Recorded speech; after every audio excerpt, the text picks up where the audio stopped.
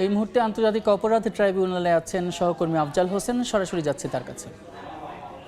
আফজাল, মামলার আনুষ্ঠানিক অভিযোগ গঠনের যে শুনানি, সেই শুনানি চলছে। শুনানি করছেন ট্রাইব্যুনালের প্রসিকিউটর অ্যাডভোকেট মিজানুল ইসলাম। তিনি আসামিদের বিরুদ্ধে কি কি অভিযোগ রয়েছে সেগুলো বিচারকের সামনে পড়ে শোনাচ্ছেন। আজকে যখন কোর্টের শুনানি শুরু হয় তখনই কিন্তু বিচারপতিরা জানিয়েছেন যে এই মামলায় আসামি পক্ষের আইনজীবীদের শুনানি সেটি আসলে 3 দিন পরে হবে, বা আসামি পক্ষকে শুনানির জন্য 3 দিন প্রিপারেশনের জন্য 3 দিন সময় দিয়েছেন। সেই হিসেবে বলাই যায় যে আজকে এই আশুলিয়ায় 6 লাশ পোড়ানোর মামলায় রাষ্ট্রপক্ষের শুনানি শেষ হবে আর আসামি পক্ষের শুনানি বাকি থাকবে। আর এই মামলায় প্রসিকিউশন যেটি বলছে যে 5 আগস্ট শেখ হাসিনা সরকারের পতনের দিন আশুলিয়া থানার সামনে 5 জনকে প্রথমে গুলি করে হত্যা করা হয় এবং তাদের লাশ তোলা হয় একটি প্রিজন ভ্যানে। এরপরে একজনের কেউ প্রিজন ভ্যানে তোলা হয় এবং 6ষ্ঠ নাম্বার যিনি ব্যক্তি, অর্থাৎ 6 জনের মধ্যে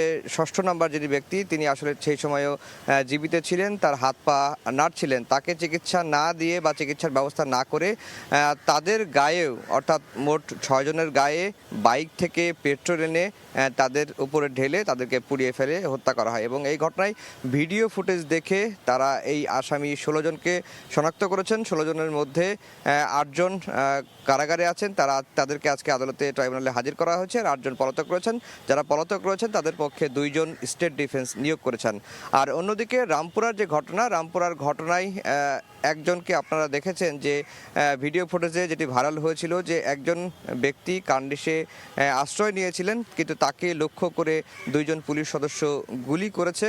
এবং সেই ঘটনা এবং রামপুরায় আরও 2 জনকে হত্যার ঘটনায় মোট 5 জনকে অভিযুক্ত করে আজকে ট্রাইব্যুনালে আনুষ্ঠানিক অভিযোগ দাখিল করেছে প্রসিকিউশন। এবং এই 5 জন আসামির মধ্যে প্রধান আসামি করা হয়েছে সে সময়ের ডিএমপি কমিশনার হাবিবুর রহমান সহ 5 জনকে আসামি করা হয়েছে। তবে একটি বিষয় নিয়ে প্রশ্ন উঠেছে যে এই ঘটনায় যে মতিঝিল বিভাগের ডিসি, তাকে কেন আসামি করা হয় নাই সেটি নিয়ে কিন্তু কিছুটা প্রশ্ন দেখা দিয়েছে।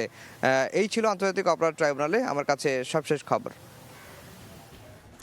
আন্তর্জাতিক অপরাধ ট্রাইব্যুনাল থেকে যুক্ত ছিলেন সহকর্মী আফজাল হোসেন।